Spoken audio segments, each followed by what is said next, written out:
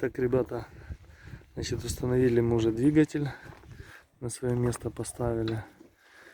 Сейчас все соединения поставим, все патрубки, все трубки.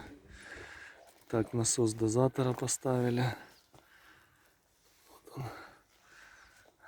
Начали соединять вот целиком рулевую колонку, всю поставили, ее не было. В общем, потихонечку дело продвигается, ребят.